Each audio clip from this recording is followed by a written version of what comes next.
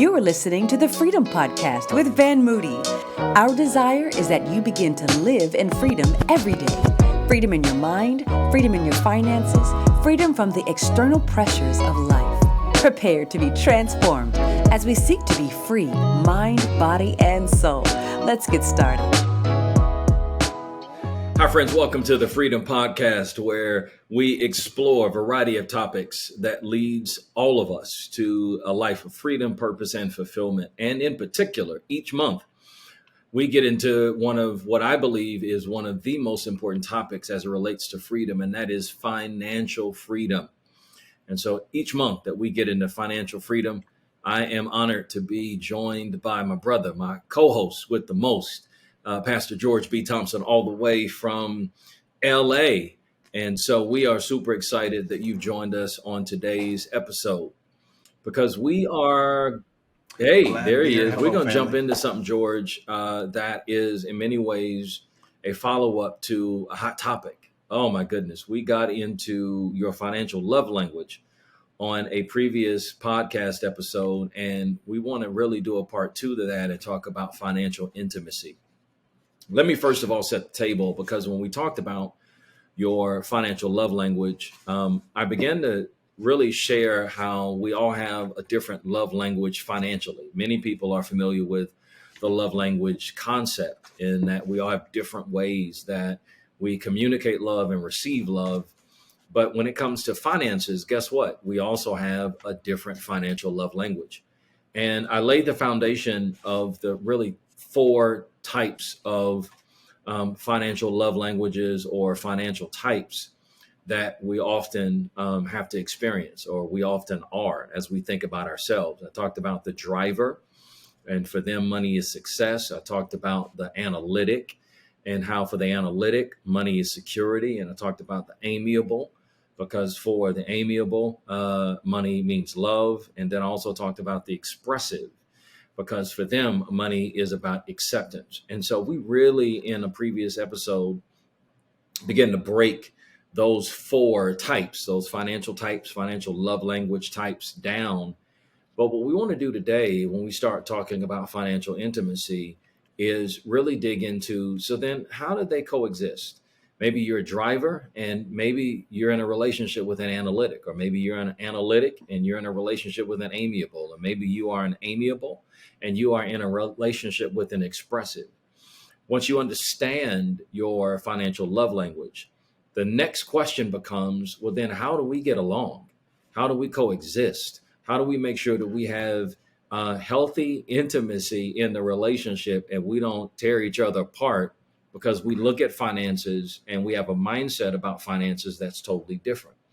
I even shared in the previous podcast episode, George, the difference between my wife and I, and how earlier in our marriage, man, when we would talk budget, oh my gosh, it was heated, because I would lose it. Like, you spent $200 to get your hair done. Like, what? But I learned. Yeah, buddy. I mean, but you learned. No, sir. But we learned how, when we understand each other's love language, how to coexist so that we can have not just great intimacy, but also financial intimacy. So how do we do this, George? I mean, Right. You see it in your practice. You and I are both pastors. And in many ways, this is about marriage counseling, couples counseling. Number one reason for divorce in America is money. Number one issue for couples that, are struggling often is money. And sometimes it's not the absence of it. It's just that they don't know how to get along. So how do we deal with this, George? Use of it. Right. So that's a great question, but I want to also define a couple things. That was great how we look at that. So one of the things I'm asking all listeners to do is look at if you're a driver, analytic, amiable, or expressive. And then what financial intimacy is. I know everyone thinks about intimacy. The first thing you think of is usually not finances. But what financial intimacy is, let's just look at it by definition. It is the freedom, this is a freedom podcast, freedom to be able to discuss and talk about finances where someone doesn't feel hurt, or that they can also be vulnerable. And so that you can work on it together. So as you told the story about your wife, like originally when she was getting her hair done, you're like, $200 on doing that. Then you have to learn that if that's a priority, because you have to learn how to Yep. prioritize your finances. We're going to go a little deeper into that in a little bit. But if that's a priority to one side, then you also want to make sure that you're doing it on both sides. If you remember, there's something that's very misquoted in the Bible. It says to be equally We yoked. did. If you remember, we talked about that last time. That is a believer and a non-believer. But now I'm just going back in time. Look at the Bible when they say yoked. So yoked is like you don't want to have Yep. something imbalanced from that perspective. Like if there's a mule that's really high and one that's low, Yep. that's unequally. You want to get them that are Yep. on the same height and the same size so that they can do it. Or if someone's taking long strides, you guys, I clap sometime when I get excited about what I'm going to say. If someone's taking long strides and someone's taking short strides, how do we do strides together? That's really what financial intimacy is. So the first thing we want to do is have what's called a kitchen table conversation. I know people don't sit around kitchen tables and everything, but one of the things is, no, you use my wife. Actually, when I was dating her, she wasn't my wife. I used to go to this restaurant with her on Wilshire, and we would go out on Friday, and I would literally do this to her. I would tell her my dreams, and she would like literally tell me like how it was going to happen, like and we just kind of just have a talk, because you want to have a discussion about the current finances, but then you want to have goals. So if it's all right with you, Bishop Van, is I want to at least go to some vacations and party and everything like that, because we want to put that's part of the discussion too. We want to be able to talk about those things. So first is, I call it kitchen table conversation, where you have a conversation about finances. Let's talk about, and then you let me know what you also would like to, what you'd like to talk about. So first thing you want to do is you want to talk about just a general budget of what's going to happen. And then we talk about accounts. So just so you know, if people are now getting married at older ages and different things, should we have a joint bank account? Yes, you should. You can have an individual account, but there needs to be a joint account that pays the bills of the household. And there needs to be an account that pays those bills. And there needs to be a budget for that. How much is the mortgage? And there's some called hard costs. Yep. And there's some called soft costs. And now we can go into that, but also we already covered all that during the financial conference. We can go into those things. And then I'm going to go into goal setting. Is there anything else that you think would be good to have during a meeting when you're having, I'm going to use the word financial intimacy, just a meeting that you should be talking about with finances? Yeah, no, I think you're spot on. I think you've got to make sure that you're having those kitchen table conversations. And I think, what you talked about with your wife in terms of sharing those dreams is really important. I want to go back to something when you talk about intimacy. I love to define intimacy as intimacy, right? A lot of people think that intimacy is just about sex, but it is about this transparent ability for the person that you're in a relationship with or a deep friend to see into you, right? That you are not hiding, that you're not masking anything, that they're able to really fully see who you really are. And that same definition applies when we start talking about financial intimacy, because we all have goals, we have dreams, but guess what? We also have baggage. And it's important that we are able to unpack all of those things. And so I want to add dynamics to what your kitchen table conversation needs to be about. You need to talk about hard costs, soft costs, how are we going to keep the lights on, et cetera. But you also need to be able to have conversations about the dreams and goals that you have financially, but why those things are important to you. And, George, we talked in a previous podcast episode, and I want to revisit this because you touched on something that I think is extremely important. You cannot have real financial intimacy. You can't have true, meaningful, transformative, organizational kitchen table conversations if you're hiding from each other. And so when you started talking about having a joint account, I noticed some people initially they were kind of like, what? Hold up. I hope they didn't, turn the podcast off, because what I've discovered in all of these years of pastoring is oftentimes people don't want to have joint accounts because it's a way to hide. People have sometimes an unhealthy relationship with money, or they don't want to share, or they don't want to have these conversations that foster accountability. And so it's easy to say, well, you have your thing over here and I have my thing over here. And what people don't realize, George, is when they do that, they literally violate one of the first most important principles of marriage, which is called the law of priority. When God talks about in Genesis 1, leaving and cleaving, for this cause a man must leave his wife, his mother and father, and be cleaved to his wife. So that's the law of priority. And what that means is you guys have to come together and to create your own reality. And that is the reality of values, but that's also the reality of finances, which is why coming together, not only having those kitchen table conversations, but coming together and being open and honest and transparent. Intimacy is so important, because what happens in a good relationship is your financial strength is actually multiplied. But when you hide, when you start bifurcating and say, I got this pot over here and I'm gonna do what I'm gonna do over here, you do your thing, a house divided, Jesus says, cannot stand. And that's the same thing financially. So when we start talking about financial intimacy, it starts with, you got to be transparent. You got to have the conversation, but it's got to be an honest, parent conversation about, where you are, where you want to be, what you're doing, and then sometimes what you're doing that you don't need to do anymore. People oftentimes talk about, Right. Goals, and let's have a bucket list, but sometimes you need to stop doing lists.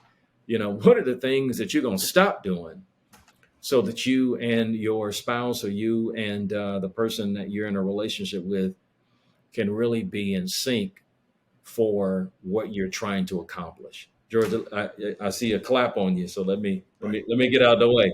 Right. I know. I'm gonna start clapping. Before I clap though, I want to say that what you said, a doing list and a stop doing list. Let me tell you why that's so important, people, and then why I was gonna start clapping and why I'm clapping is this. Is that if you are not equally, I'm gonna say yoked, where you're not using everyone's advantages, that you see how I said someone is lower and someone's higher? I'm not asking you, see, if you guys stay separate, the other person has to come down. If you come together, you Oh, can that's bring good. somebody up. And then this is the clapping part. If your strides are short, I know you clap for it. But while you were saying that, the not do listen that how you get the strides longer, you know how you get the other person's strides longer? Is they see you modeling. Remember? We don't tell people stuff. Yep. They see you modeling certain things, and then they'll say, hey, I like it. Like we brought up in like you guys, I think I'm a pretty good money saver. My wife is actually better than me. She will go there and like I'll sit there and I'll say, hey, let's go there. Like, people go to gift shops and stuff like that. My wife doesn't do that. She'll sit down and talk to the people that work there and go like this. Hey, where can I go and get this stuff? Can you take me where they go get the stuff? I'm like, I'm like, I'm like, can you at least say hi to the lady? Kim say hi to the lady. Kim's over here praying for me. She goes, and then I'll come back. Kim will open up her backpack. It'll be full of stuff. Then Kim like this. Here's this stuff, and then we do that. And then I'm showing you one other way of blessing people. We buy Starbucks gift cards, and we give people gift cards to things, and then we give them out, and then we see what people give back. But you see how if I was holding back and she was holding back, I wouldn't get to see that side of her. And then now let's talk about generational. I'm clapping for myself. I'm clapping for myself and then this. Let's talk about generational wealth. How you pass generational wealth to your family. I'm saying your brothers, sisters, uncles, cousins, and your children is partially it's money. That's The other it. part is knowledge. So they get to see you do this stuff. I keep bringing up the trip to Hawaii, but I'm on this trip and I did all these things. My kids got to watch. They ate more food than everybody else on there because I brought it with me because everybody else was just sitting around waiting Yeah. until the next stop to go get it because you already had it. Is show people and model good behavior, and then people like it, and then it's a good experience.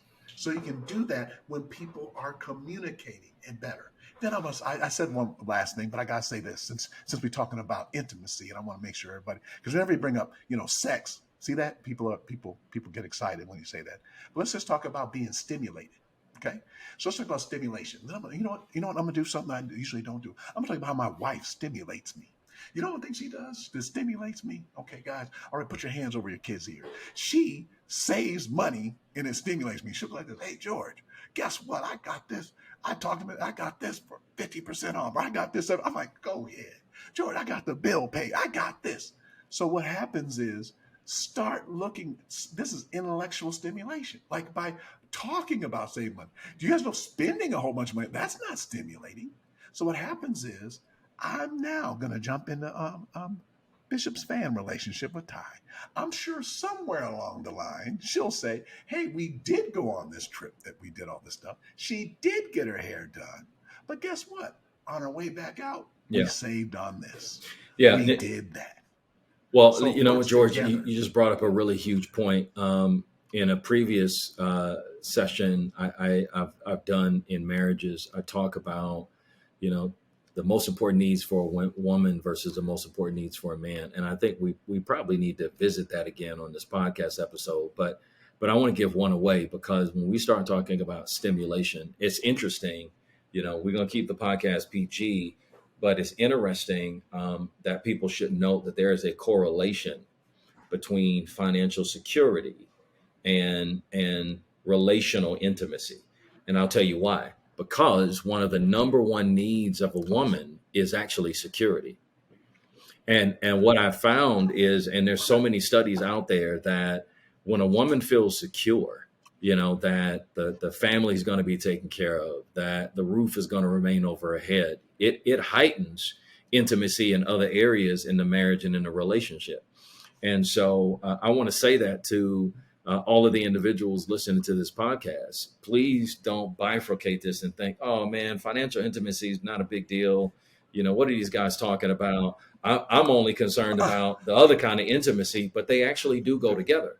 Because if the number one need of a woman is security, and she's in a home or in a relationship where that financial security is not spelled out, then that's going to spell trouble in a lot of other ways. I'll let you dream on that and imagine what some of those other trouble areas can be. But the point is the two go together. And so if your spouse is an analytic, which means for them money is security, right? And you, for an example, are an expressive or an amiable, and you all do not come together to figure out a way to make sure that those values are aligned, it's going to spell unnecessary drama and trouble in the relationship. No, that's true. And but you see that you're already seeing that. So now I'm talking to spouses. So first, women is that you know that, and then also men. Just think about it. Think about it this way: is that when you go on a trip, is everybody relaxed? I mean, are you really relaxed on a trip? If you got to charge thing like if you're wondering like what are we gonna do for dinner? How much does it cost? What can we do? What fits in the budget? You know what I mean, like where if you're already kind of have things planned out, like in the other area, that's as Bishop Moody had said last time, it's And the better to repair. That's prepare it. than to repair. Is that in the morning, like when we go on trips, it's like this. Hey, this is all the stuff we have planned. So what I'm saying is these things cost. These are some free things that we're doing. These are some educational things we're doing for the kids. These are some things of this. And then we already, and I'm fine. I'm fine because I already know, I already set a number. We're already at that number or below it. And then I'm excited. So I'm like, hey, let's just do something else. Let's do this. So it's just much easier that way. Then your wife is taking a picture, guys, with her feet. You know, everybody takes a picture with their feet and the toes and the ocean right behind them and all that. That happens when you're a lot Yeah. more relaxed than when you're wondering what's going to happen. So, George, we talked about kitchen table conversations, defining what intimacy is, and starts with transparency, open and honest communication, Right. not hiding anything. This notion of jointly coming together, sharing resources. What are some of the other tips? Because I know in your own practice, you see a lot of couples that are struggling unnecessarily because they really haven't recognized that they have different love languages. Maybe you have the analytic, that's married to the driver, or the driver that fell in love with the expressive. And so now they're trying to forge ahead and they're like oil and water because they haven't factored in how do we thrive with financial intimacy in this relationship. What are some of the other tips in the last few minutes that we have that you want to give to the listeners? So you guys, so the tips actually in working on that, I'm just going to hit these a little bit faster, but then we'll have to probably delve a little deeper into them a little bit later. But how this works is whether someone is a driver, analytic, amiable, or expressive, one of the things you want to first start doing is setting goals. So you want to have what's called short-term goals, medium-term goals. Short-term is actually within 18, like a year, what you want to do, between a year, 18 months, like all the things you want to do. Then I'm going to say 2 to 5 years. The reason why I say 2 to 5 is this, is the more aggressive you are with them, it can happen in 2. If you're going to go the slower route, it's 5, and then long-term goals. Then you want to actually set timelines to these. This is the part where you're learning to work together, because you don't want to try to do these by yourself. You want to do these together. Then you actually, now moving on to the next one you want to do, is actually start having a wealth building plan. Because even if someone is expressive, there's more concern about what's happening today and the people and everything, but they also still want that to happen later on. Like, in other words, if someone likes to give or give, not give, but if somebody likes to actually, I'm going to say give things away, but just like they want to spend money and they want to do these things, if you still want to do it in the future, you can give out more if you build wealth. It makes it easier for you to be able to do that. So you want to do that. And then, and your wealth building plan, it just has those basic elements of a budget, a plan to do good, which means get out of debt, and then also how you're going to manage your retirement and how you're going to walk through those. You know what, George, that's really significant, because one of the things that couples need to talk about, and you're never too young to do this, but this retirement conversation is changing dramatically. And a lot of couples don't talk about it. They think, well, we'll talk about it when that time comes. No, you need to actually prepare for that now. You know, how long do you want to work?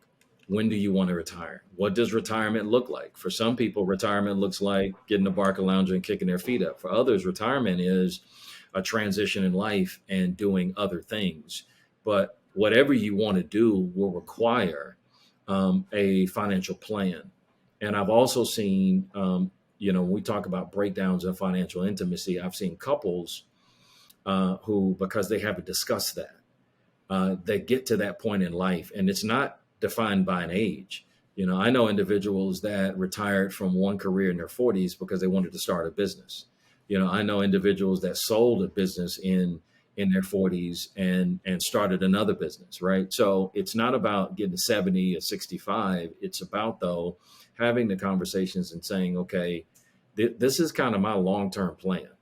And, and it's not just your plan, particularly if you're in a relationship. This is really about our plan and what do we want to do at these critical stages in life, and having those conversations and really talking not only about the financial implications of these decisions, but then what kind of life do you want to live?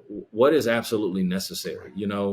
George, you and I are older now, and I remember that the things that were important to me financially in my 30s, they're not important to me in my late 40s, as I approach 50. They're not nearly as important anymore. You're at a different season and stage in your life. And I think you have to have those conversations. The Bible talks about husbands dwell with your wives according to knowledge.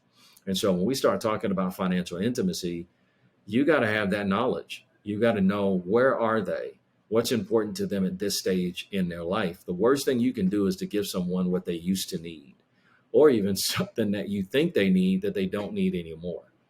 And so once again, that's really important as well, because that all is a part of financial intimacy. Right. Or misinterpreting and not knowing what their love language is. And not, that's another one, is like not giving to. But what's I'm going to tell you something actually kind of a little bit sad right now, is that when we're meeting people right now in retirement, a lot of people that are in their 40s or certain ages, 50, 60, that haven't planned, say that I'll never retire. We used to never hear that. Like, what I mean? Like, people say, oh, I just need 10 years and I'll be able to do that. There's a lot of people now that just say, I'm just going to just keep working. And I think that is that's the absence of having a plan. And there are certain resources and things that you can do it much quicker than you could a long time ago. There's a lot more things that are available to you. And in doing that, and especially with minorities, I'm hearing that more than ever, like in doing it. So not having a plan is doing that.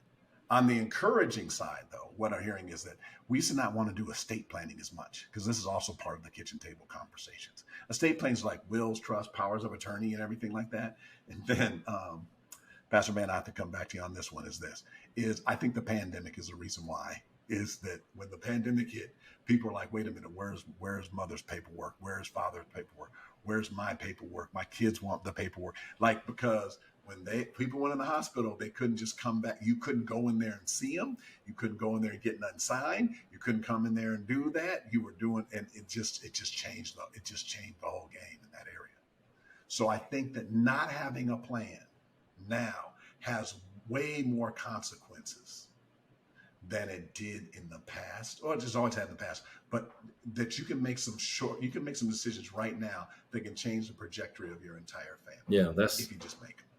That is huge, George. You know, we recently had our Empower Financial and Entrepreneurship Conference, and one of the free items that we gave away to every person that registered was a legacy plan document, because, you know, I lost my mom in 2019, and I hated having to go through her stuff to identify certain critical documents, right? It made the grief process more complicated.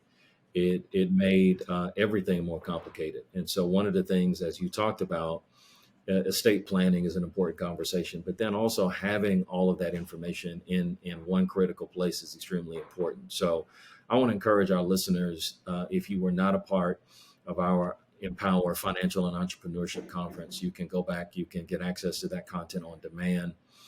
You can get that information at vanmoody.org. And you can also continue to tap into a lot of the resources that George and his team are creating. George, let's tell the people where they can find you. I know that you've got a new book that's getting ready to drop, or has dropped, or is dropping, 21-day fast start. So let's talk about where people can get access to that content and how they can connect with you. Oh, excellent. As you were saying, so in June 1st, but then we're doing this, we have the 21-day fast start. Focus, act, sacrifice, and trust God. So it shows you how to get to the next level in your finances. I've written 5 books, and this is my 21 best ideas. We do them every day, and then we're also going to be having a Bible study on this as well. So you can sign up, by the way. You can go to my website, georgebthompson.com. That has a lot of my information, And then secondly, if not, you can go to my splash page, ican'tfindgeorge.com. So that's where you get all the information. And then also about the estate planning. Also, we have something called a peace of mind checklist that kind of goes through what you would need in case something were to happen to somebody, for yourself, and go up a generation, meaning your parents, and then also your brothers and sisters, and also for your kids. So that'll also help you. But there's a lot of information in there for you. But then also a lot also is on Bishop Moody's page as well. Absolutely. Well, I want to thank you for joining us today on the Financial Freedom Podcast with myself and my co-host, my brother, Pastor George Thompson, all the way from LA. It's been a great episode, and we look forward to you joining us for future podcasts. Listen, if you love this podcast, do us a favor, give us a great rating, give us 5 stars. That helps more and more people be exposed to our podcast. You can share this podcast episode with someone that you think would benefit from it. I hope that you would like the podcast, follow the podcast, so that you can get notified every time a new episodes drop. We drop episodes each week and each month. And if you subscribe to the podcast, you will be plugged in and won't miss a moment of incredible content that I believe, and George believes, and all of our team believes will help you to live a life of freedom, purpose, and fulfillment. So, family, thanks for joining us today, and we'll see you next time. Take care. We hope you enjoyed today's episode of the Freedom Podcast. For a broader range of topics, go to Van Moody's YouTube page or visit twccc.org.